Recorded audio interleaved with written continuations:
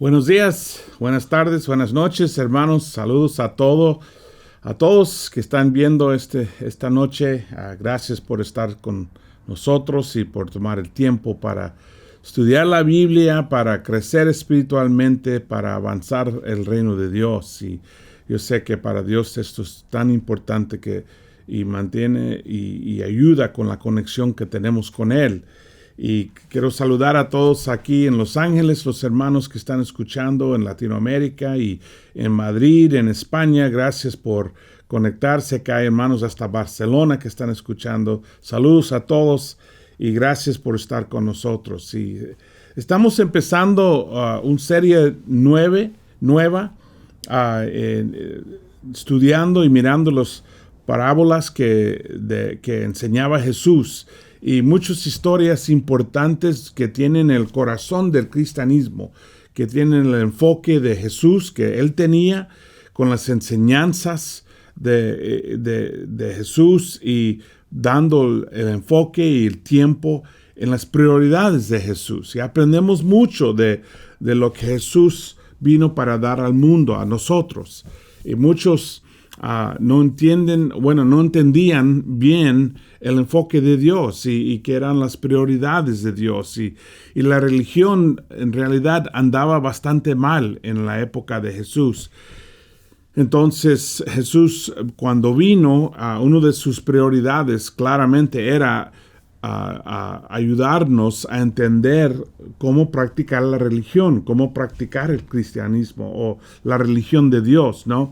Empezó con los judíos que ya tenían más que 1000 años conectados con Dios y siendo el pueblo de Dios, pero habían caído muchos errores que son muy humanos, muy comunes, en que podemos ver en todas las religiones realmente, pero especialmente en el cristianismo, y errores que hemos visto que pueden lastimar a mucha gente, y por eso muchos en el mundo tienen como un rechazo, como una actitud negativa contra la religión.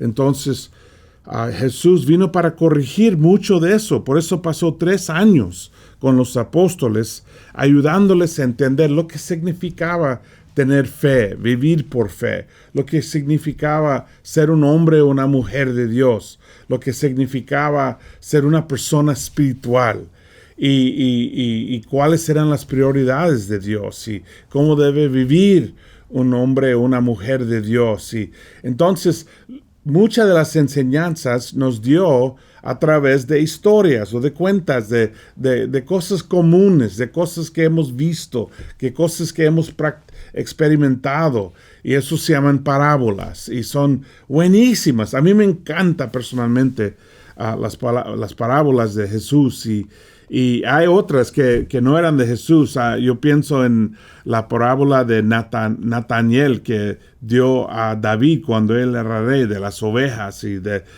qué pasó con el hombre que quitó la última oveja de un señor. Y era una manera de enseñarle. Es un ejemplo también de uno de los puedo decir, trucos, de los claves de las parábolas. Alguien una vez dijo que una parábola es una historia donde en el fin descubres que tú eres uno de los protagonistas, de que tú eres una de las personas en la historia, pero no sabías hasta el fin. Así era con David, cuando él dio su parábola a David.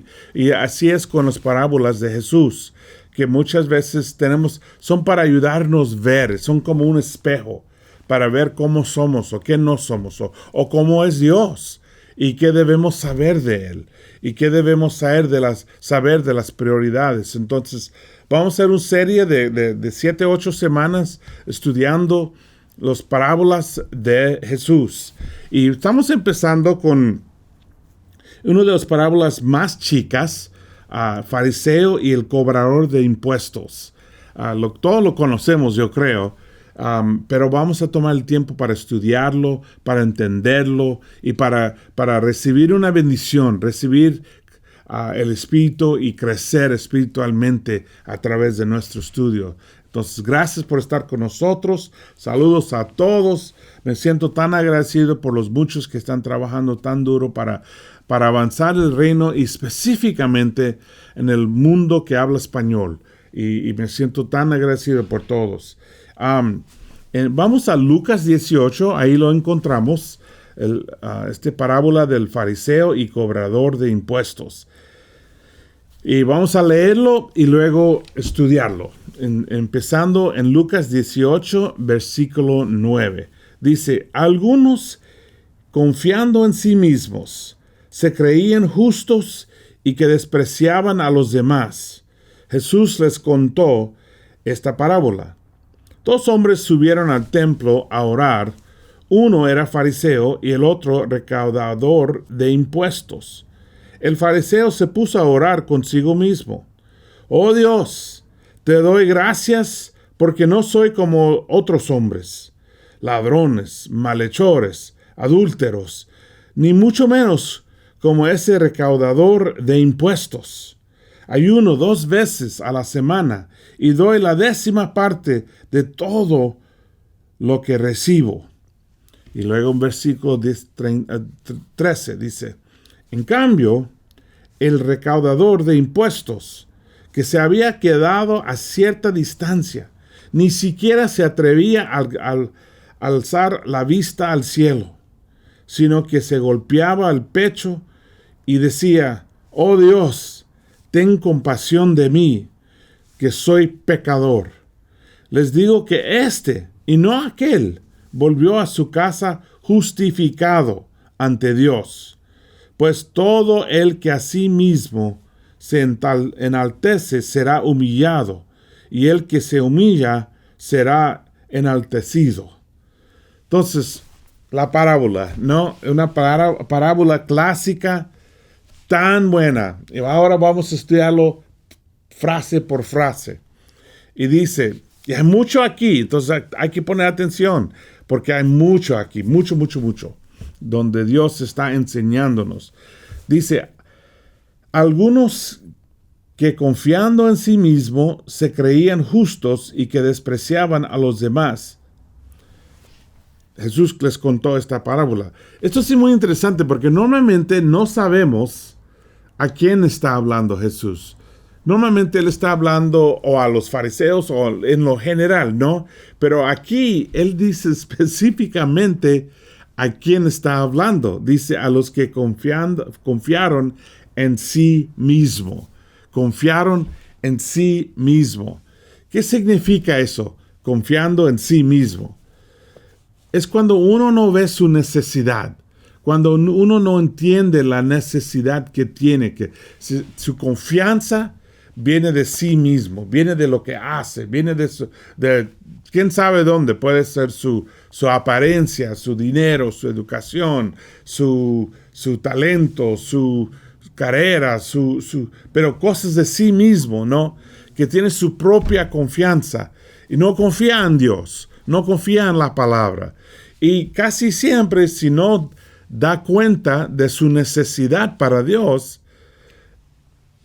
es que está tan confiado, tanta confianza en sí mismo. Entonces, confiando en sí mismo, uno no ve su necesidad. No ve su necesidad de Jesús para ayuda, para discipulado. No ve por qué necesito pedir consejos, por qué necesito que alguien me ayude. Para la guía espiritual, no lo ve, no lo entiende. ¿Por qué necesito a alguien discipularme y por qué necesito confesar mis pecados a alguien?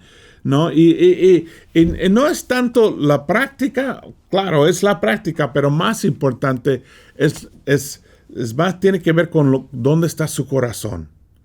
¿No? Que si en el corazón ve su necesidad para los demás, entiende su necesidad para Dios, para el Espíritu Santo, para Jesús, para leer la Biblia, que entiende su necesidad. Por eso David podría hablar de que tenía hambre para Dios, tenía sed para Dios, y que miraba al mundo como una escasez espiritual, y con tanta ansia, con tanta sed quería juntarse con Dios. Así habla David en los Salmos. ¿Por qué?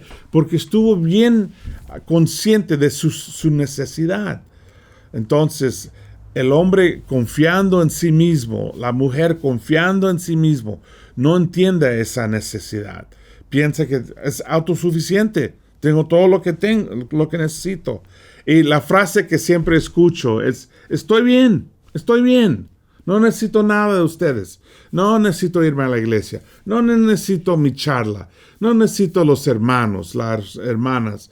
Yo no necesito a Gabriela decirme algo, a Leticia decirme algo. Yo no necesito que Carlos o Sandra me digan algo, o que Carolina no, yo no necesito Javier. Yo no necesito a estos hermanos que me ayudan y que me van a enseñar o que me van a decir. Más bien se sienten autosuficientes, ¿no? Y la verdad se nota porque no están leyendo su Biblia mucho. No van a la iglesia con gozo o no se sienten el alivio, el gozo, la alegría de pasar tiempo juntos. Eso uno se siente cuando ve su necesidad, cuando entiende, yo necesito mi Señor. Yo necesito leer mi Biblia. Yo necesito pasar tiempo con Dios. Y si no lo pasa con Dios, se siente eso. Si sale de la casa sin orar o sin leer la Biblia, se siente eso todo el día. Está consciente de que yo tengo este hambre. Que no puede decir no necesito a Jesús o no necesito la iglesia o no necesito mi charla o los hermanos. No puede porque sabe y entiende y está conectado en su corazón, su cerebro al Espíritu. Y el Espíritu siempre nos dice adentro, necesitas a Jesús, necesitas Dios, necesitas conexión espiritual. Pero el hombre o la mujer no espiritual, suficiente, no necesita a otros. Entonces, a ellos está hablando en este parábola Jesús. A ellos Él está conectando, ¿no? En versículo 9 dice, 2 hombres subieron al templo a orar. Uno era fariseo, el otro recaudador de impuestos. 2 tipos, no 2 caracteres, dos personas distintas, diferentes. Y cada uno representa algo importante aquí. El fariseo representa al hombre religioso, líder religiosa, persona importante en la comunidad, ¿no? Ahora, hay que entender algo de los fariseos. En la realidad, los fariseos no eran malas personas. Aquí tengo una descripción que dice, los fariseos eran un movimiento social, una escuela de pensamiento en el Levante durante la época de judaísmo del Segundo Templo. Después de la destrucción del Segundo Templo en el año 70 época cristiana, las creencias farisaicas se convirtieron en la base fundamental litúrgica y ritualista del judaísmo rabánico. O sea, esto es lo que está diciendo, es que eso era vamos a decir, la filosofía o la filosofía religiosa de la religión de los judíos en aquel tiempo, que poco a poco llegó a ser lo que conocemos hoy día como judaísmo. Ellos eran un movimiento que impactó a todo el judaísmo. Y lo que vemos hoy día en la cultura judía viene de ellos. Pero lo importante que necesitamos saber es que los fariseos no empezaron mal. Empezaron en la época cuando los griegos habían conquistado a Judea y conquistaron a todos los hebreos y los griegos tenían una filosofía de no solamente conquistar con fuerza militar, pero también con la cultura. Su dicho era hacer el mundo griega, ¿no? Hacer el mundo como los griegos. Y entonces enseñaron su idioma, enseñaron su filosofía y hasta la gente fueron tan impactados y tan influenciados que empezaron a tomar la ropa de los griegos, el toga se llama, el estilo de cabello, los nombres. Fíjate que ahí en el libro de Hechos leemos de un hombre poderoso, predicador, que se llamaba Apolos. Apolos, ¿recuerdas de él? Y era judío, pero tenía nombre griega, nombre de un dios falso. ¿Quién haría eso siendo judío? Bueno, tan impactados y tan, vamos a decir, influenciados fueron los judíos. Pero los fariseos, al contrario, ellos decidieron que no iban a ser influenciados, no iban a cambiar, que iban a ser fieles al Señor, fieles a las costumbres de Dios o la palabra de Dios y establecer una cultura de los judíos. Y eso ellos eran la vanguardia de eso, los fariseos. Entonces su intención en el principio fue muy buena, muy buena. Y querían ser un ejemplo para todo el mundo de hombres y mujeres fieles. El problema viene cuando uno piensa y se dedica más a ser ejemplo que a ser obediente. Es decir, que los fariseos empezaron a poner ropa distinta para mostrar al mundo que eran fariseos. Orar públicamente, mostrando al mundo que oraban ellos con frecuencia, 3 veces por día, ¿no? Y tenían ropa que enseñaban hasta cuántas veces oraban ellos. Es decir, que su religión fue muy enfocada en lo external, ¿no? En parecer bien y actuar bien, pero no para ser buen ejemplo para la comunidad, más bien para mostrar que eran los mejores. Y eso es algo muy fácil pasar a cualquier persona. Eso eran los fariseos. Ellos eran los que peleaban más con Jesús, los que discutían con él, los que demandaron que Jesús fuera crucificado. Eran ellos. ¿Por qué?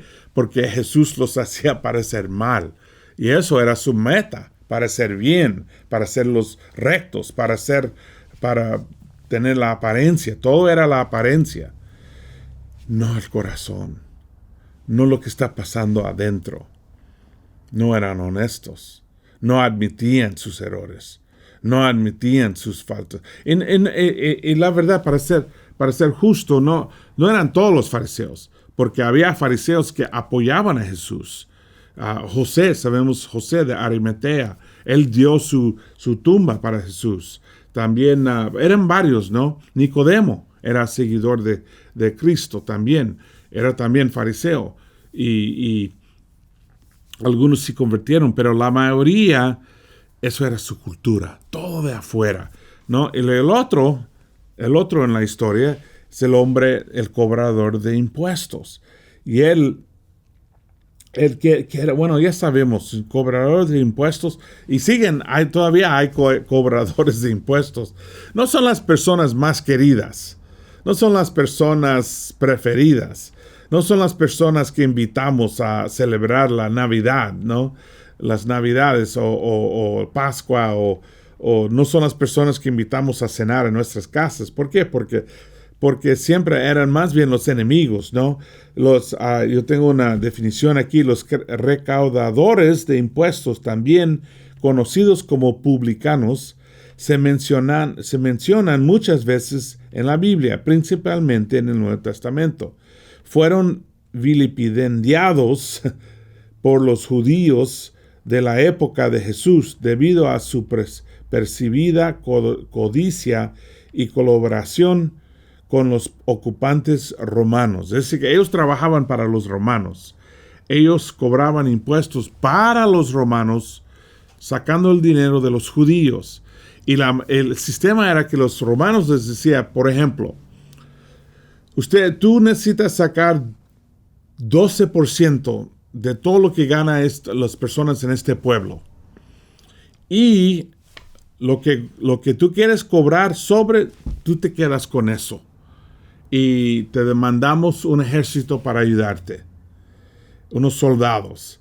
Entonces, cada cobrador de impuestos tenía unos soldados respaldando su trabajo y como podrían cobrar cualquier cosa, cualquier precio, recobraban ellos cobraban a la gente 20, 30%, doble lo que pedían los romanos. Y no podían hacer nada la gente del pueblo, tenían que pagarlo. Y muchos tenían que vender propiedades o sus casas, o hasta a veces tenían que vender un hijo o una hija en esclavitud para poder pagar y salvar el resto de la familia. Entonces eran odiados, la gente odiaban a los cobradores de impuestos. Y básicamente ellos lo vieron como traidores, ¿no?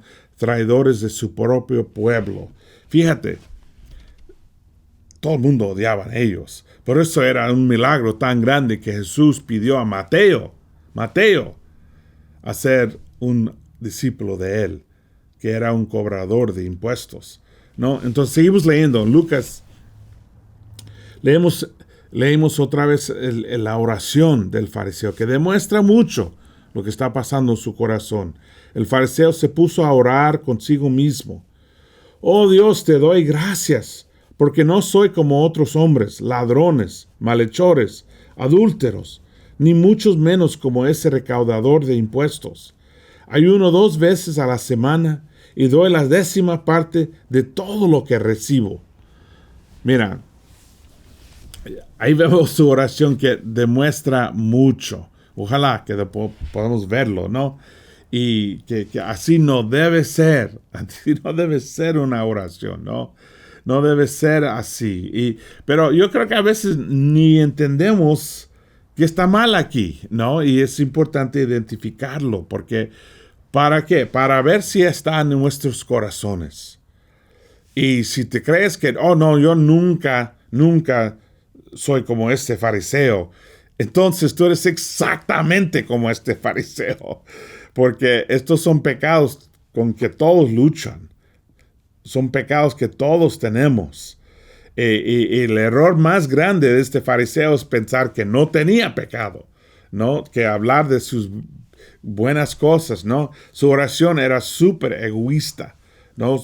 Mucha vanidad, mostrando todo lo bueno de él, pero no confesando su pecado, no reconociendo sus errores o lo malo que ha hecho en su vida. Esta es la cosa que aunque somos cristianos, aunque somos discípulos de Cristo, todos caen en errores, todos cometemos errores. Por eso no somos salvos por nuestra rectitud, somos salvos por la gracia de Dios. Puramente la gracia de Dios.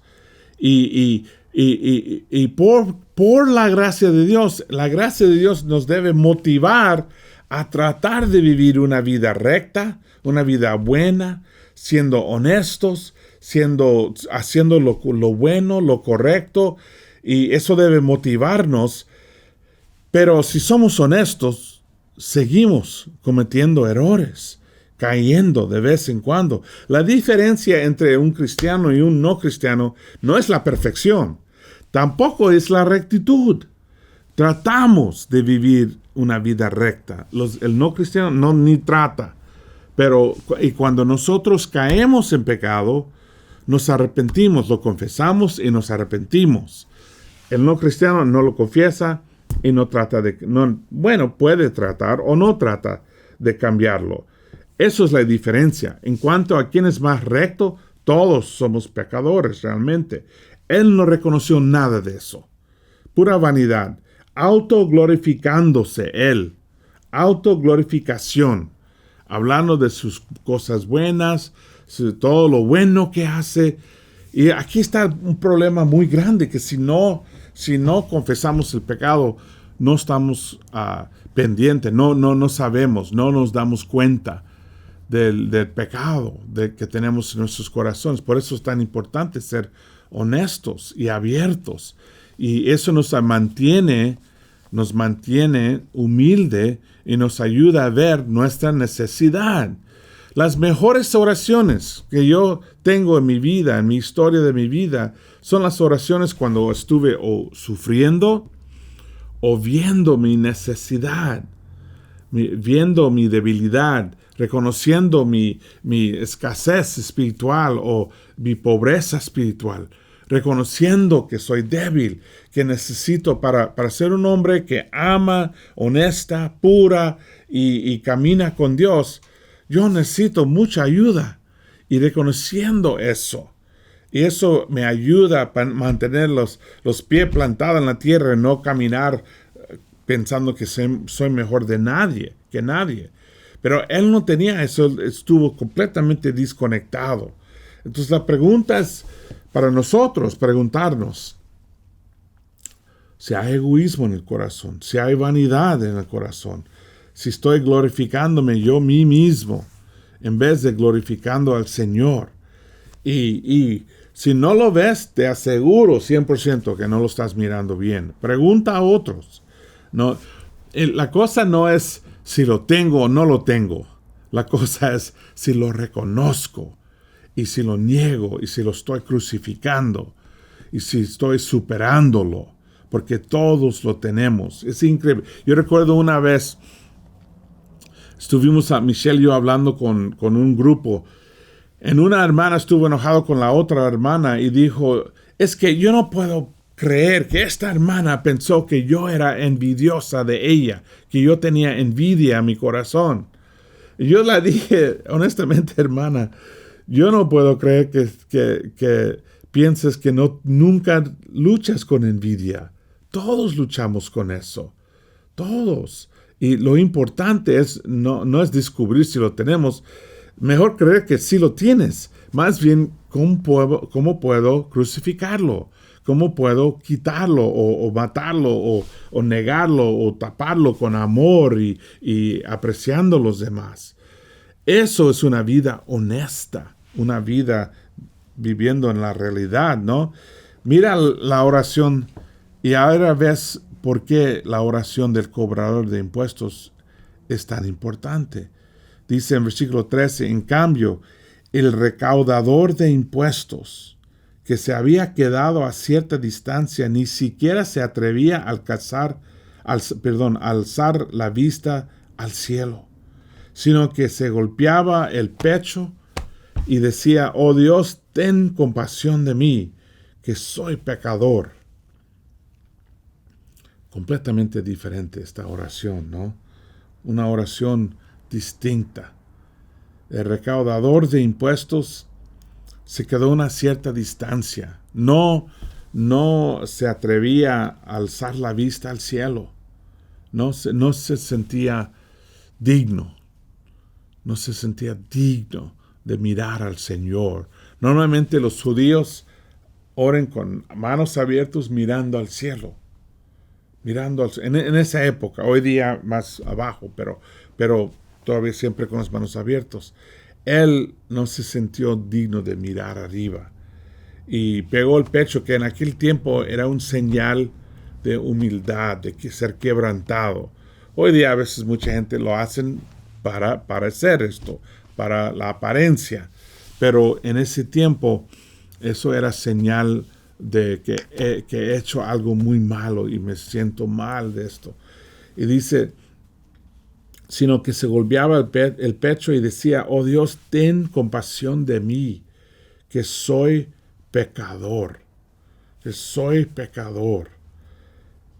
Él no pidió reconocimiento, ni pidió nada bueno, en sentido de cosas materiales o más dinero, o más riquezas, o más casa, o algo así.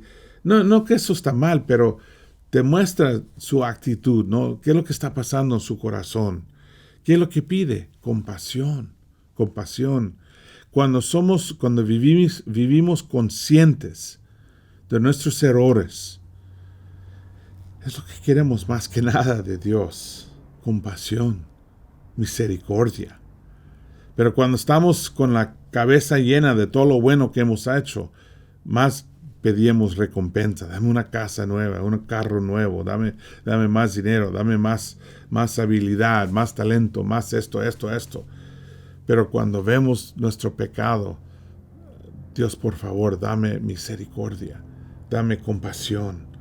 Por favor, tenga compasión de mí. Y dijo que soy pecador. Y ahí está algo muy grande. En aquel tiempo, decir soy pecador era una gran cosa. No era algo chiquito. Decir que soy pecador significaba que yo admito mi error. Sería como decir, soy alcohólico, soy drogadicto, soy lujoso, soy no sé qué, cosas malas, ¿no? Cosas que la sociedad, como gritar en la calle, soy quién sabe qué, ¿no? Un ladrón, o soy un adúltero, o he fracasado con mi familia. Sería como decir algo públicamente muy vergonzoso, ¿no? Si fueras un pecador, nadie te va a invitar a las bodas del pueblo, de la comunidad, o a su casa a cenar. No vas a recibir una invitación a hacer nada en la comunidad, porque serías una vergüenza de la comunidad. Y él lo reconoció. Y él dijo, mira, Dios, yo soy un pecador. Y hoy día todo el mundo dice, soy pecador, pero todo el mundo piensa que somos pecadores y la verdad no indica nada. Es una palabra religiosa que no tiene mucho sentido hoy día. Pero en ese tiempo tenía un impacto grande decir eso.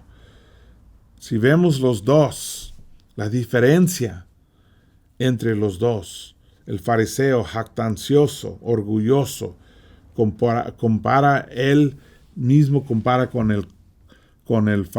el cobrador de impuestos. Ahí es clave, ¿no? Es clave de su orgullo, que está comparándose sus fuerzas con las debilidades de otro. Es lo que hace un orgulloso. Mira sus fuerzas. Y todos tenemos fuerzas, todos tenemos debilidades, pero también todos tenemos fuerzas. Y es fácil comparar nuestra fuerza contra alguien que es débil en algo. Uno que es muy puntual y muy organizado, y mira a fulano allá que no es muy organizado, no es muy puntual. Tal vez su talento, su fuerza es ser visionario y inspira a los demás y más alguien con mucha visión y mucha fe, pero no muy organizado. Y si el organizado lo mira y dice, mira, gracias a Dios que no soy como él. Ahora, nunca lo decimos porque conocemos esta parábola, nadie lo dice, pero en el corazón podemos compararnos. Bueno, yo puedo hablar mejor que ese hermano, o yo soy más organizado que ese hermano. Ese hermano es medio gordo, yo soy disciplinado y no como mucho y siempre hago ejercicios y siempre es fácil comparar nuestras fuerzas contra las debilidades de otros. Es lo que hacía él, comparaba, ¿no? Fortalezas, arrogante, eso nos hace arrogante, perjudica, ¿no? Él sabía, él se creía mejor que el cobrador de impuestos. Y es fácil ver por qué. Es fácil entender ese sentimiento. Otra vez, todos lo podemos tener. Cuando yo llevaba a los adolescentes o los voluntarios a las comunidades más pobres, yo siempre los enseñaba. Mira, siempre teníamos una plática. Yo les decía, tú no eres mejor que la persona que vas a ayudar.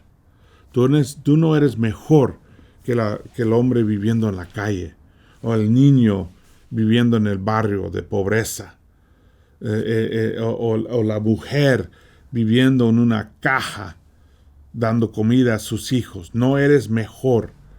Somos iguales ayudando a iguales. Yo tengo muchas experiencias en los barrios, los lugares más pobres del mundo.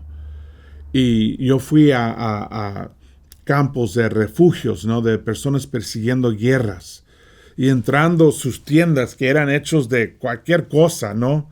eran sus casas, eran gente que tenían casas en su país, pero ahora viven afuera o una tienda y con muy poco. Y siempre cuando yo entraba, yo iba con grupos llevando comida, llevando recursos, llevando ropa, zapatos, y siempre cuando yo iba allí, aunque nosotros llevamos muchos recursos, ellos dieron todo lo que tenían a nosotros. Nos dieron comida, nos dieron té, nos dieron todo lo que tenían. Y siempre me impactaba la generosidad de ellos. Y eran diferentes, cultura diferente, raza diferente, idioma diferente, hasta religión diferente. Pero eran tan generosos. Y yo siempre veía, esta persona es más generosa que yo. O es más agradecida que yo. Yo no soy mejor. Y nadie en mi grupo es mejor que la persona pobre. Solo tenemos más recursos. Tenemos más bendiciones, tenemos más habilidad, tenemos más cosas materiales, pero no significa que tenemos corazón mejor o alma mejor. No, somos más tal vez perdonados por Dios porque tenemos una relación y tal vez más bendecidos, pero no mejor. Él veía al otro como menos que él, ¿no? Desdenado a él. Y miramos la oración del cobrador de impuestos con la distancia, que él miraba hacia abajo, bataba el pecho, pidió misericordia y se veía como un pecador, ¿no? Una diferencia grande. En versículo 14, Jesús dice, les digo que y no aquel volvió a su casa justificado ante Dios. Pues todo el que a sí mismo se enaltece será humillado, y el que se humilla será enaltecido. Una enseñanza tan importante en el ministerio de Dios, el ministerio de Jesús. Una enseñanza tan importante para los seguidores de Jesús. Dice que este cobrador de impuestos, es un hombre que todo el mundo veía como un hombre malísimo. Un hombre que, y no es como que se convirtió antes. No dice que la historia que se fue corriendo a Jesús y dijo, yo te sigo, Jesús. No, ni sabemos realmente si su arrepentimiento había llegado todavía, si cambió su vida. Pero solo lo que tenemos es que una vista de su corazón. Y dice Jesús que volvió a su casa justificado. ¿Qué significa justificado? Sus deudas fueron pagados. ¿Pagados por qué? Por la gracia de Dios. Por la gracia de Dios. Que sus pecados los cubrió la gracia de Dios. ¿Por qué? Por su actitud, por su corazón ante Dios. Eso es lo que dice Jesús. ¡Wow! ¡Wow! Tan poderoso es la humildad. Tan poderosa la humildad.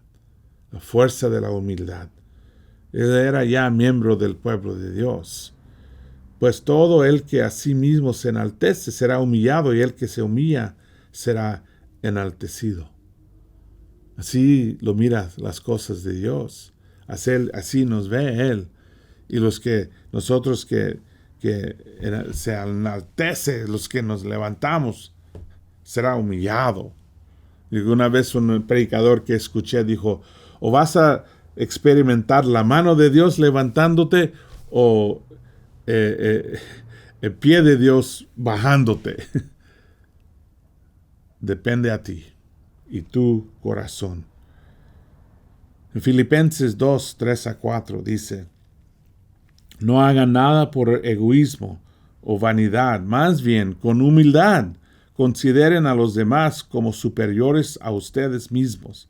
Cada uno debe velar no solo por sus propios intereses, sino también por los intereses de los demás, ¿no? exactamente el error del fariseo, el egoísmo y la vanidad. Que eso no debe ser nuestra motivación. Eso no debe ser el porqué atrás de lo que estamos haciendo. Más bien, con humildad, consideran a los demás como superiores. Superiores. Más que iguales, ¿no? Superiores a ustedes mismos. ¿Cómo va a ser uno eso? Si uno está consciente de sus debilidades y de sus pecados.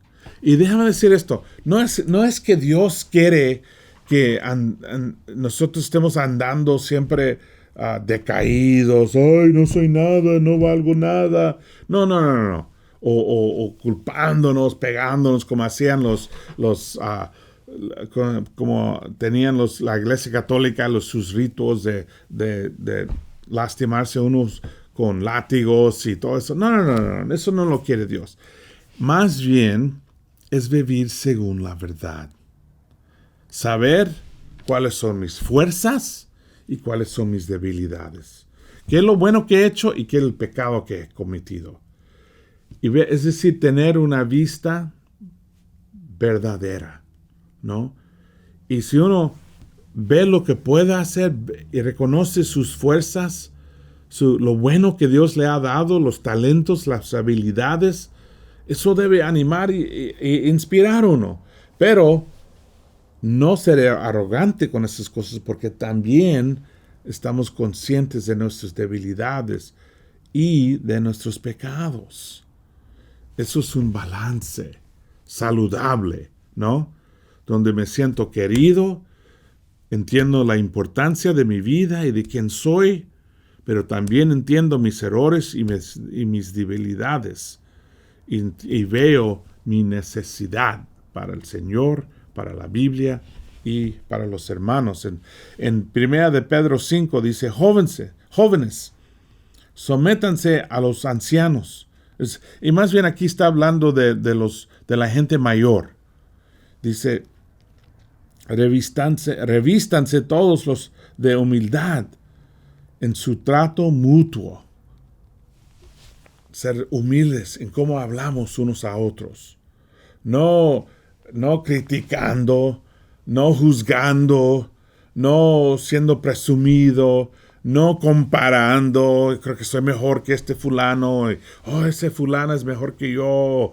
Los hombres tienen la tendencia de tener competencia entre ellos. Las mujeres tienen la tendencia de compararse unos a otras. Y todo eso es pecado. Debemos apreciar las fuerzas de otros y aún levantar los otros. No significa que tú tienes que creer que tú no eres nada. No, reconocer que tú eres también una persona con talentos, habilidades y algo para dar y bendecir el mundo. Pero no pensando que yo soy mejor que otros. No. Revístanse todos de humildad. Eso es lo que significa. Dios se opone a los orgullosos. Mira, no queremos ser enemigos de Dios. No queremos vivir de una manera que Dios tiene que humillarnos. No, ten cuidado con eso. Dice, pero da gracia a los humildes. Yo prefiero vivir por la gracia de Dios que por la disciplina de Dios, ¿no? Y la decisión es nuestra. Dice, humíllense pues bajo la poderosa mano de Dios para que Él los exalte a su debido tiempo. Depositen en Él toda ansiedad porque Él cuida de ustedes. Mucho de esto viene de ansiedad. Porque adentro pensamos, no soy nadie, no tengo valor. Y entonces queremos mostrar al mundo nuestras habilidades y tener competencia con los otros hermanos o las otras hermanas para ser mejor que ellas o tratar de mostrar, somos como como un pájaro que pone o un gallo que pone su pecho ahí enfrente y grita y hace ruido. ¿Por qué no soy yo líder? ¿Por qué no yo no puedo predicar? ¿O por qué yo no puedo? ¿Por qué no me ponen a mí como líder? O etcétera, etcétera, ¿no? Y queremos mostrar qué tan buenos somos. Y es una tontería para Dios. Él lo mira como tontería. Pero ¿de dónde viene todo eso? Por temor. Temor. Temor causa ansiedad. Él dice, mira, ponte tu ansiedad en las manos de Dios. Él te ama, Él te quiere, Él te va a ayudar.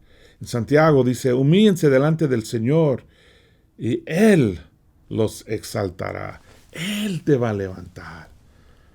Eso es mucho mejor, hermano, créeme. Yo he peleado todas estas batallas con mi propio orgullo, mi propia ansiedad de que si tengo valor o qué impacto voy a tener o qué tan bueno predicador yo he tenido todos esos pensamientos y he aprendido es mucho mejor darlo todo a Dios y de mira Dios lo que tú quieres yo lo hago y si tú me quieres parecer bien amén, si tú me quieres parecer malísimo es tu decisión. Solo lo importante es que estoy bien con Dios, que estoy bien con Él y que sirvo a mis hermanos y que los amo y que trato de ayudar a mis hermanos. Es lo importante. Es lo que he descubierto. Y no puedo decir que siempre estoy ahí. A veces caigo en la comparación o en la competencia y tengo que dar mi corazón a Dios y decir, mira, esto lo dejo en tus manos. Como dice en Filipenses 2, la actitud de Cristo, que dejó todo en las manos de Dios. Así debemos ser. Pues todo el que a sí mismo se enaltece será humillado y el que se humilla será enaltecido. Ahí lo dice todo, ¿no? Lucas 18. Termino con esta historia. Érase una vez un gran matador, se llamaba el Guapo. Y todo el mundo lo vieron como el mejor matador del mundo. Y era muy famoso y la gente gritaron su nombre y aplaudieron y siempre cuando él salía y todo el mundo tan alegre y el problema era que él lo creía. Él caminaba con tanto orgullo, caminaba como un gallo, ¿no? Con todo el orgullo y mataba a muchos toros y era muy famoso. Y un día entró un toro muy grande. Pero hoy él ¿cómo se llaman esas cosas? Como espadas que matan, pum, pum, pum, pum, mató el toro se cayó. Y toda la gente con aplauso y gritos de adoración y de qué tan bueno, qué tan increíble este hombre tan guapo. Y él empezó a mostrar y postrar su orgullo básicamente y mostrando y mirando a la gente, pero dio la espalda al toro. Pero en realidad el toro no estuvo muerto. Se puso de pie y atacó al matador. Y lo pegó bien fuerte, bien fuerte. No se murió, pero nunca se olvidó. ¿Cómo se llamaba el toro? Se llamaba orgullo. Orgullo. Si no estás fijando, te puede matar. Te puede matar. O te puede lastimar muy mal. Entonces siempre ten cuidado del orgullo. Y no hay orgullo más feo que orgullo religioso. Cuando lo que hacemos es para la apariencia. Cuando pretendemos ser algo que no somos. La otra palabra para eso es hipocresía. Y eso ahí tú ves Jesús enojado cuando él habla de hipocresía.